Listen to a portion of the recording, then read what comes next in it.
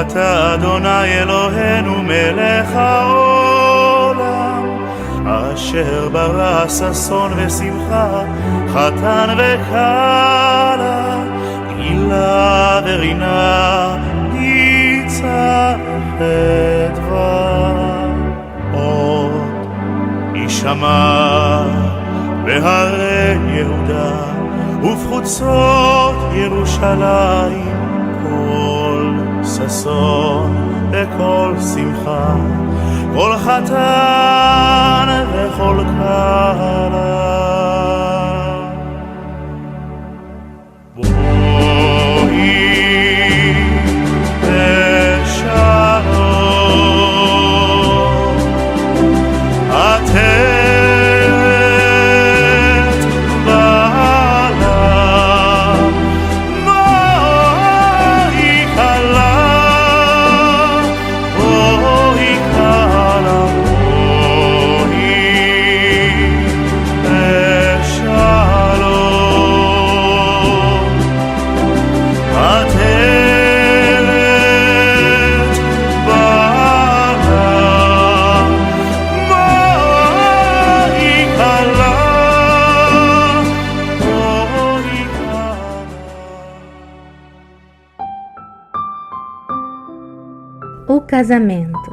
O casamento judeu e o casamento divino. Um casamento judeu, o noivado. Quando um homem e uma mulher judeus vão se dar em casamento, com algumas variações de detalhes, acontece o seguinte: o pai do noivo vai até o pai da noiva e expressa o interesse do filho em se casar com a moça. Se for alcançado um acordo, é realizada uma cerimônia de compromisso, de noivado, onde ambos se comprometem passando a ser considerados desposados. A partir desse momento, se algum deles se envolver emocional ou fisicamente com outra pessoa, considera-se que está cometendo adultério. Na cerimônia, o noivo oferece à noiva uma taça de vinho e, se ela receber, bebendo dela, mostra os presentes com esse gesto que aceita a proposta do noivo. Ele então vai para a morada de seu pai para preparar um lugar para sua futura esposa e filhos e deixa seu melhor amigo cuidando da noiva para que nada lhe falte. No casamento judeu, o protagonista é o pai do noivo, por isso a noiva tem que estar impecável, a fim de não envergonhar o pai do noivo. O noivo se dedica a preparar um lugar para sua futura esposa, já que na cultura semítica as famílias viviam em uma espécie de edifício circular, tornando a vida comum o patriarca e sua esposa, seus filhos e nora ou genros e netos. Eles se reuniam no centro da estrutura para comer e ter suas atividades comuns. À noite, cada casal ia para o seu quarto com seus filhos e lá eles tinham intimidade daquele núcleo familiar. A data do casamento. Ninguém sabia a data do casamento, já que era determinada pelo pai do noivo. Quando ele considerava que estava tudo pronto, ele dava ordens para o filho ir ao encontro da noiva e trazê-la para a consumação do casamento. O filho então saía da casa de seu pai acompanhado de seus amigos e chegava até um certo ponto ao longo do caminho, com grandes gritos e tocando chofar, para buscar a noiva. Ela era então levada pelo amigo para o encontro com o noivo. De lá, ambos se dirigiam para a presença do pai, onde o noivo, cheio de alegria, apresentava sua linda noiva ao pai e a levava para a morada que ele havia preparado, consumando o casamento lá. Essa morada também é conhecida como recâmara, onde o aposento ou leito conjugal estava localizado. 7 dias de intimidade. Durante 7 dias, a noiva ficava em seu aposento, ou seja, no quarto íntimo de ambos e ninguém a via, além do marido. Isso é o que é representado naquelas camas com dosel, por exemplo. Depois desse tempo, ela veste suas melhores roupas e é levada pelo marido para celebrar o casamento com os convidados, tendo com eles um grande banquete. As virgens. Quando os cônjuges saem do seu quarto para ir ao banquete, algumas virgens vêm ao encontro deles carregando lâmpadas de azeite. Estes formam a comitiva dos cônjuges e os levam ao lugar da festa. Aquelas que não estão prontas ou não têm azeite suficiente não podem participar do cortejo nupcial. Nesse momento, os cônjuges são acompanhados por toda a comitiva de amigos do marido que estavam com ele na residência do pai. O banquete. Esse é o momento em que os cônjuges aparecem diante de todos os convidados, mostrando seu esplendor e, junto com os amigos, celebram o casamento previamente consumado. Apenas aqueles que têm um convite e estão vestidos de acordo para honrar os cônjuges e o pai do esposo vão ao banquete. Relacionando tudo. Vamos entender o símile do casamento explicado com que a Bíblia ensina sobre Jesus e a sua noiva, a Igreja, formada por ambos os povos, judeus e gentios. O próprio Senhor Jesus nos ensina que o vinho representa seu sangue derramado na cruz, como um sinal do novo pacto. Quando uma pessoa crê que Jesus é o Messias Redentor, entendendo que seu sangue é a única coisa que pode apagar seus pecados, passa a ser parte dessa noiva, a quem Cristo oferece seu sangue redentor, ou seja, uma taça de vinho. Ao receber a Cristo, simbolicamente, ela está bebendo do vinho, simbolizando assim a aceitação do pacto. Portanto, a partir daí, uma pessoa que afirma ter crido em Cristo deve deixar seus pecados para trás, renunciando a eles e vivendo de acordo com o reino dos céus, sendo feita uma nova criatura. Quando Jesus foi preparar lugar para a igreja no céu, ele enviou o Espírito Santo no papel de amigo do noivo, a fim de que ele nos guie a toda a verdade, nos lembre do que Jesus ensinou, nos dê poder para testemunhar sobre ele, etc. O Espírito Santo também é o penhor desse compromisso. Todo aquele que tem um compromisso firme com Cristo tem o Espírito Santo dentro dele, e o Espírito testemunha ao espírito dessa pessoa de que é um filho de Deus. Ao longo desses 2 milênios de existência da Igreja, aqueles de nós que acreditamos estamos esperando que chegue esse dia tão desejado, quando o noivo receberá a permissão do Pai para vir buscar a noiva. Enquanto isso, continuamos com nossa missão de testemunhar daquele que nos chamou para sua maravilhosa luz, para assim edificar o corpo de Cristo até que ele venha nos buscar. Depois de passados 7 dias de intimidade, que no tempo terrenal são os 7 anos da grande tribulação na terra, os esposos voltarão no dia do Senhor. Nesse momento, cumpre-se o que foi descrito em Mateus 25 sobre as virgens. Reparemos que nesse texto o autor já se refere a Jesus como esposo, já não é mais noivo, porque o casamento foi consumado. O profeta Joel falou desse momento quando disse: tocai a trompeta em Sião, santificai um jejum, convocai uma assembleia solene, congregai o povo, santificai a congregação, ajuntai os ancianos, congregai as crianças e os que mamam. Saia o noivo da sua recâmara e a noiva do seu aposento. Essa profecia faz alusão à convocatória de Israel para receber os esposos na segunda vinda, quando Jesus volta à terra com sua esposa e seus exércitos celestiais. As festas do Messias. A Bíblia estabelece 7 festas que são conhecidas como as festas do Messias. Alguns, de forma errada, as chamam de festas de Israel, mas não é assim, porque essas festas são para anunciar o Messias e não Israel. Antigamente, poucas pessoas sabiam ler e pouquíssimas tinham as escrituras. O método usado para que o povo entendesse os tempos e as profecias e guardasse a fé no Messias Redentor que viria, foi estabelecer festas cíclicas, ligadas às 4 estações do ano, conforme os sinais do céu, o sol e a lua. Deus criou os elementos do céu para sinal dos tempos determinados.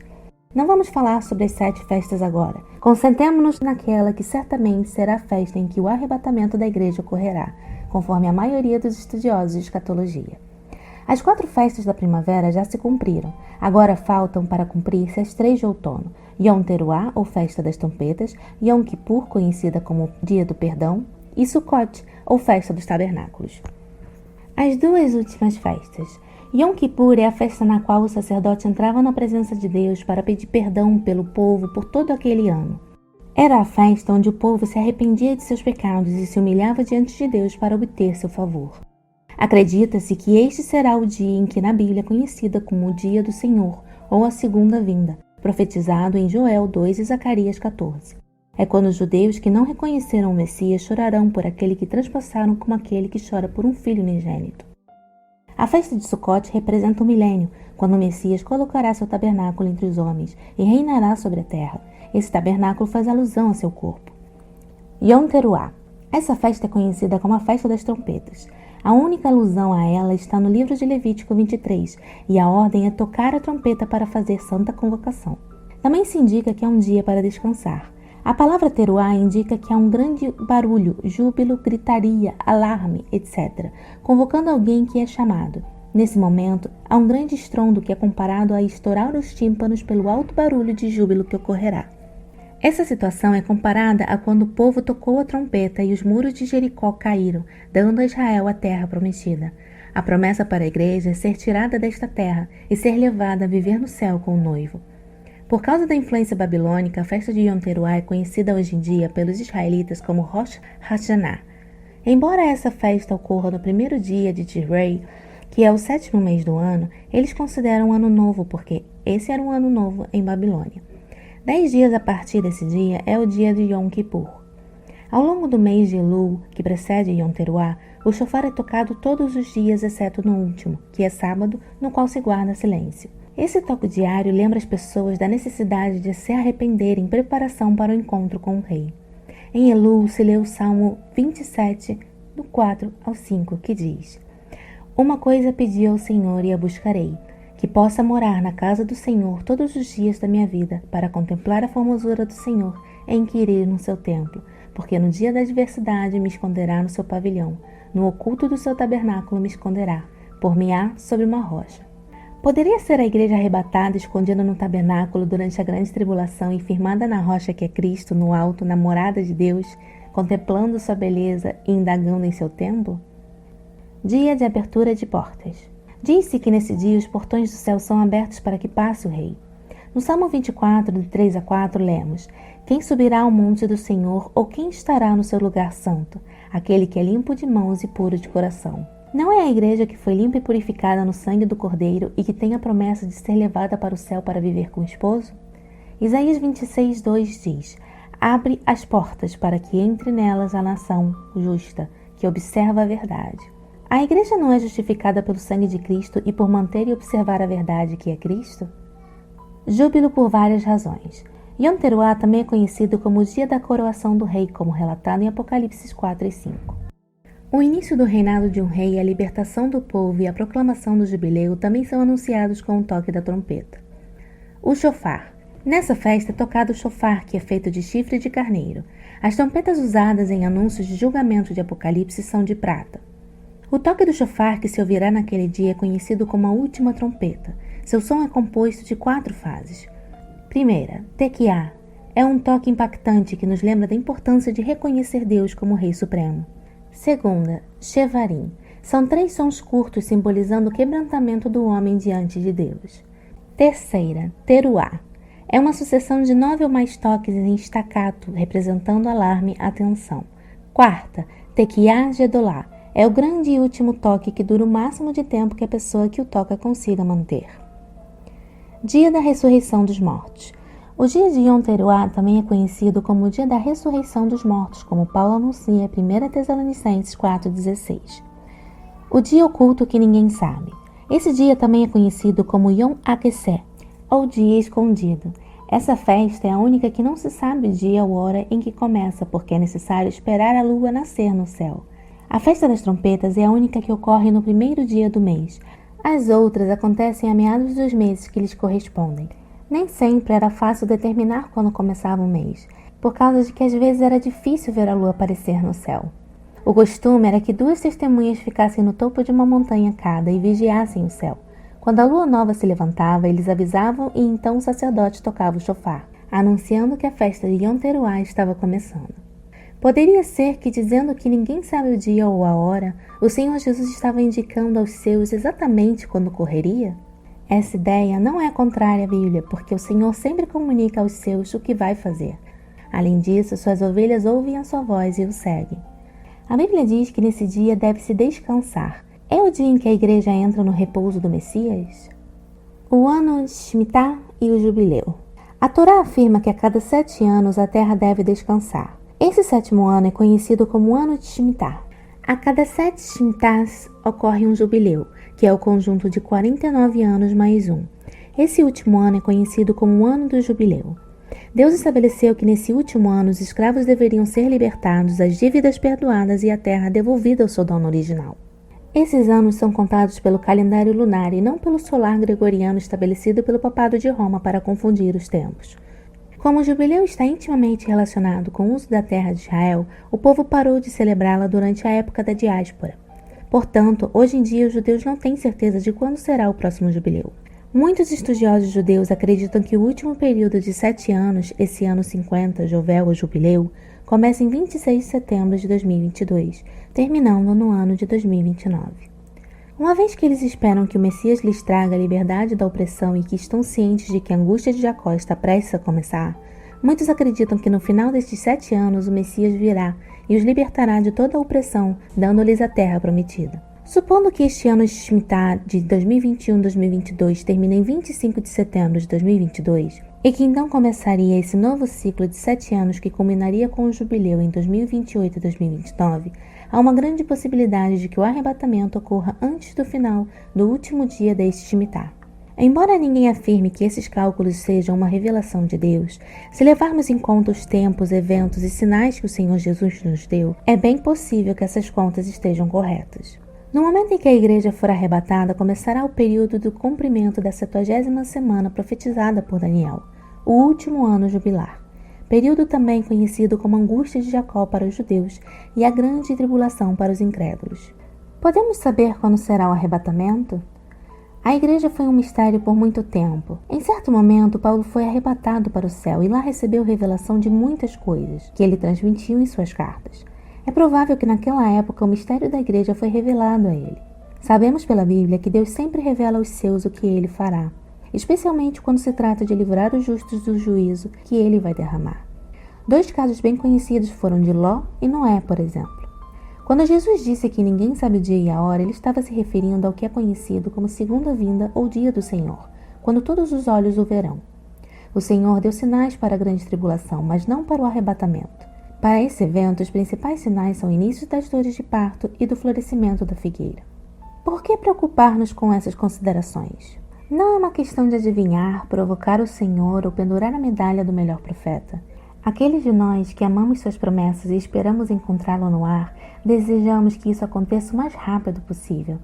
Queremos que nossa nova vida comece o quanto antes, vivendo no céu com o amado e conhecendo-o como somos conhecidos. Desejamos sair deste mundo de trevas e desfrutar de pessoas e anjos que amam o Senhor e lhe dão a devida honra adorando-o e louvando-o continuamente. Queremos vê-lo cara a cara e agradecer-lhe por seu amor. Sonhamos com esse momento em que vamos encontrá-lo no ar e, embora aparentemente não tenhamos revelação do dia e da hora, podemos tentar conhecer o mês e o ano. Inclusive o dia aproximado, já que Yom Teruah é celebrado em 2 dias e não se sabe quando exatamente começa, mas se sabe o dia aproximado. É como a noiva que está ansiosa para começar sua nova vida com o amado. Nós temos essas considerações porque amamos o Senhor Jesus. De fato, o Espírito e a criação clamam por essa redenção. Apenas aqueles que realmente acreditam nele, em suas promessas e o amam verdadeiramente, entendem esse desejo de conhecer cada detalhe do arrebatamento da igreja. E se isso não acontecer no final deste Shemitah? Não há problema. O que quer que o Senhor queira que aconteça, acontecerá, e será o melhor para nós. Desde que a igreja foi formada pelo Senhor, o inferno tentou destruí-la, mas como bem disse o Senhor Jesus, as portas do Hades não prevaleceram contra ela. O anjo de Jeová acampa em torno daqueles que o temem e os guarda. Tem sido assim por milênios e permanecerá assim até que ele nos chame à sua presença. Estamos ansiosos para que esse encontro aconteça no final deste Shemitah, que termina dia 25 de setembro de 2022. Mas se isso não acontecer, continuaremos a amar e esperar pelo Senhor Jesus, como temos feito desde que o conhecemos, e continuaremos clamando juntamente com o Espírito Santo: Vem, Senhor Jesus. Maranata.